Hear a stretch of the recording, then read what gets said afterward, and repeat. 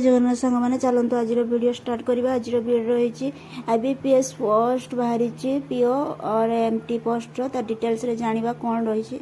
तो date already starting हो गला अप्लाई करवा 1 जुलाई स्टार्ट हो लास्ट डेट रही 21 जुलाई पर्यंत।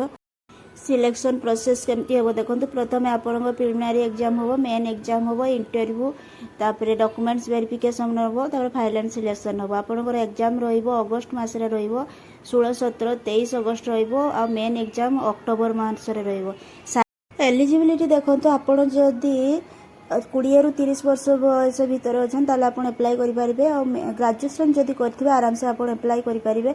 सब बड़ कथा हूँ आपंकर पोस्ट टोटाल पोस्ट रही 6715 पोस्ट रही। तो ऑनलाइन अप्लाई करेंगे। ऑनलाइन वेबसाइट हूँ www.ibps.in एथि आप एप्लाई करेंगे। जदि आप जेनेराल ओबीसी होते ताले आपको 850 टका पड़ो आदि एससी एसटी होते पीडब्ल्यूडी होते 175 टका आपको पेमेंट करने पड़ो। तो तापर आपंकर रही देखो सैलरी रही 48,480 स्टार्टिंग सैलरी आपंकर। तो डरी न करी जल्दी अप्लाई करूँ। केमी अप्लाई करेंगे नेक्स्ट वीडियो में डिटेल्स आपको कहीदेवी। वीडियो जब भल लगे लाइक एंड शेयर करेंगे। धन्यवाद। जय जगन्नाथ सांग।